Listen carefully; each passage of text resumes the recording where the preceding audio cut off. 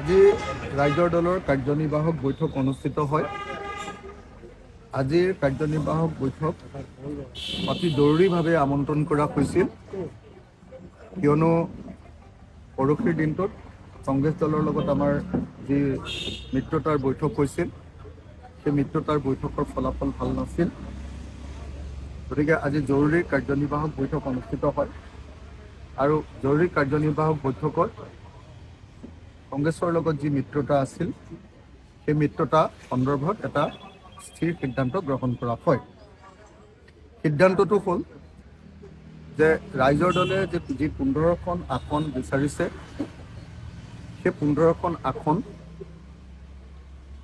ৰাইজৰ দলৰ পচন্দৰ আসন কংগ্ৰেছ দলৰ পৰা মিত্ৰতাৰ সূত্ৰে আদায় কৰি আনিবৰ কাৰণে সম্পূৰ্ণ কৰ্তৃত্ব ৰাইজৰ দলৰ সভাপতি হিচাপে মোৰ ওপৰত অৰ্পণ কৰা হৈছে।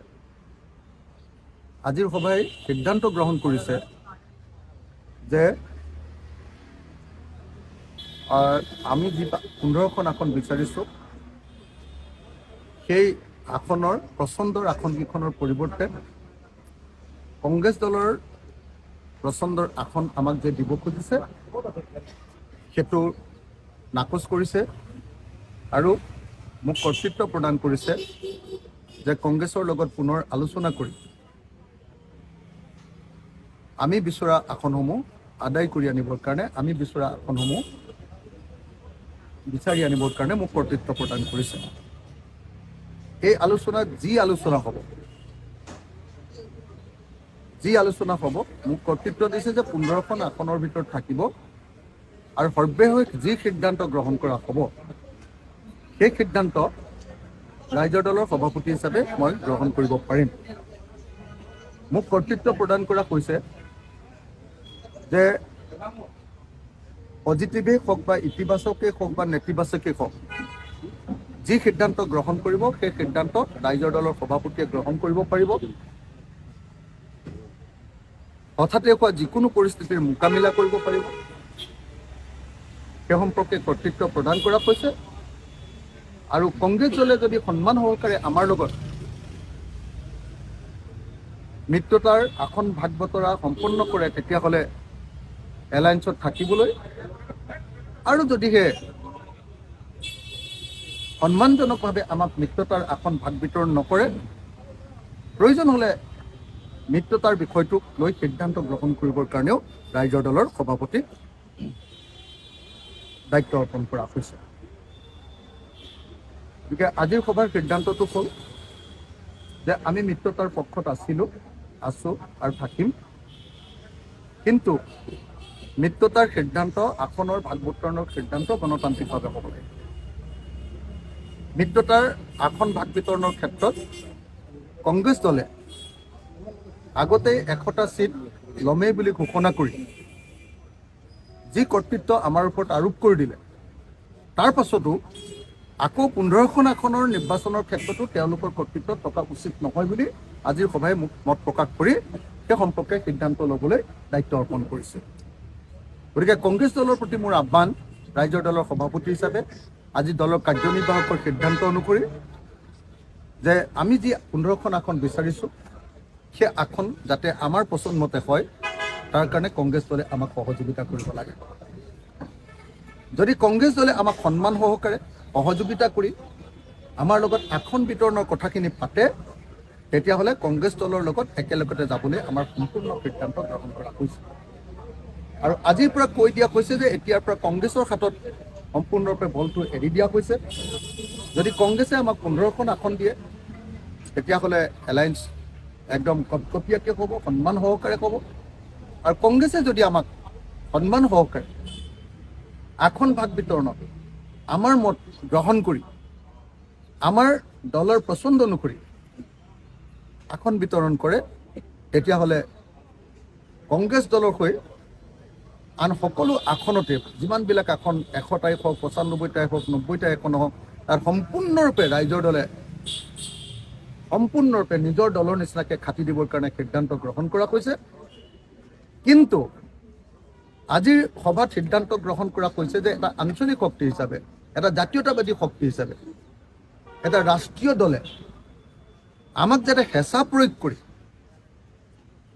একদম মূৰামূৰি সময়ত আমাক বাধ্যত পেলাই যাতে আমাৰ হাতত দুৰ্বল আসন দি জিকিব নোৱাৰা আসন দি যাতে আমাক প্ৰতাৰণা নকৰে তাৰ কাৰণেও দলৰ সভাপতি হিচাপে তেখেতসকলক কথাখিনি জনাবৰ কাৰণে মোক কৰ্তৃত্ব প্ৰদান কৰা হৈছে।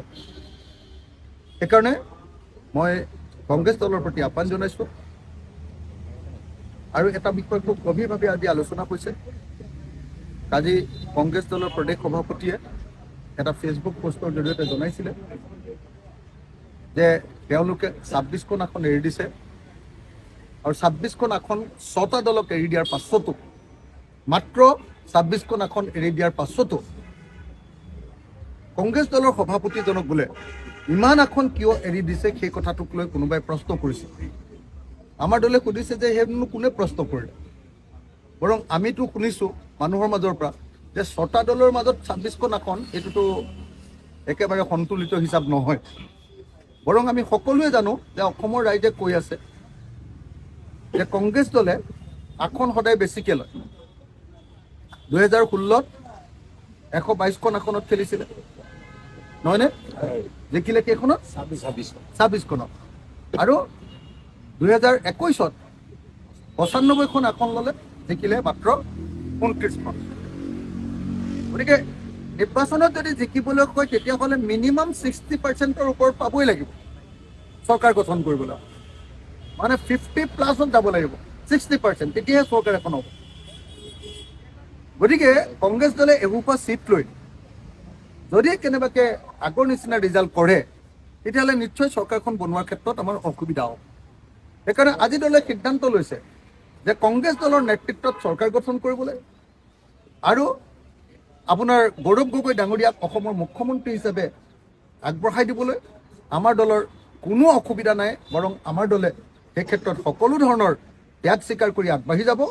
কিন্তু একেটা সময়তে কংগ্ৰেছ দলে আমাৰ সন্মানৰ প্ৰতি, আমাৰ দলৰ স্বাৰ্থৰ প্ৰতি, আমাৰ দলৰ যিটো আমাৰ দলৰ ভিতৰৰ সা সুবিধাবিলাকৰ প্ৰতি, মানে আমাৰ কোনজনক আমি একমোডেট কৰিব লাগে, কোন জাতিৰ মানুহক একমোডেট কৰিব লাগে, এইটো যিটো আমাৰ চিন্তা, সেই চিন্তাৰ প্ৰতি তেওঁলোকে সন্মান জনাব লাগে বুলি আজিৰ সভাই প্ৰস্তাৱ গ্ৰহণ কৰিছে। আপোনালোকে নিশ্চয় জানে যে কালি মই জিতেন্দ্ৰ সিং ডাঙৰীয়ালৈ এখন চিঠি দিছিলোঁ, গৌৰৱ গগৈ ডাঙৰীয়ালৈ এখন চিঠি দিছিলোঁ আৰু তাৎক্ষণিকভাৱে সিদ্ধান্ত গ্ৰহণ কৰিবৰ কাৰণে আহ্বান জনাইছিলোঁ। এতিয়ালৈকে তাৰ উত্তৰ আমি পোৱা নাই, যদিও কংগ্ৰেছ দলৰ বেলেগসকল মানুহে আমাৰ লগত যোগাযোগ অব্যাহত ৰাখিছে। গতিকে আমি অতি সোনকালে গৌৰৱ গগৈ ডাঙৰীয়া আৰু জিতেন্দ্ৰ সিং ডাঙৰীয়াৰ পৰা সঁহাৰি আশা কৰিছোঁ। আৰু আশা কৰিছোঁ আমাৰ দলৰ পৰা আজি কৈছে যে কাইলৈ বা পৰহিলৈৰ ভিতৰতে যাতে তেখেতসকলে আমাৰ লগত বহি, সেইটো আকৌ আপোনালোকে আকৌ হেৰি বুলি কৈ দিয়ে, সেইটো কাৰণে দিগদাৰ। আপোনালোকে আকৌ ডেডলাইন বুলি এনে হুলস্থুল কৰি দিয়ে। সময়টো বহুত ইম্পৰ্টেণ্ট। আমি খালি কৈছোঁ যে সময়টো বহুত দেৰি হৈছে, লেহেমীয়া হৈছে, বিলম্ব হৈছে আৰু বিলম্বিত আসন বিতৰণে আমাক ক্ষমতা দখলৰ ক্ষেত্ৰত অসুবিধাত পেলাব। সেইকাৰণে আমাৰ দলে আজি বিনম্ৰভাৱে অনুৰোধ জনাইছে কংগ্ৰেছ দলক যে কাইলৈ আৰু পৰহিলৈৰ ভিতৰত গোটেই কথাবিলাকৰ এটা মীমাংসা হৈ যাব লাগে। কাইলৈ আৰু পৰহিলৈৰ ভিতৰত মীমাংসা হৈ যাব লাগে। মই এটা কথা সুধিব বিচাৰিম যে চাওক, সময় বেছি দিন নাই, কিন্তু মিত্ৰতাটো এতিয়া স্পষ্ট হোৱা নাই। মিত্ৰতা হ'ব পাৰে বা নহ'ব পাৰে নেকি? আমাৰ পিনৰ পৰা মিত্ৰতা হ'ব বুলি আমি দৃঢ়তাৰে ঘোষণা কৰিছোঁ আৰু কংগ্ৰেছ দলক সেইকাৰণে এই মিত্ৰতা হ'বৰ কাৰণে আমাক সন্মানজনকভাৱে 15খন আসনৰ ব্যৱস্থা কৰিবৰ কাৰণে আৰু আমাৰ পচন্দৰ আসন দিবৰ কাৰণে আমি আহ্বান জনাইছোঁ। যদি কংগ্ৰেছে আমি ইতিমধ্যে তেওঁলোকে মানে ইতিমধ্যে মানিয়ে লৈছে 15খন দিম বুলি ইতিমধ্যে কথা বতৰা শেষ।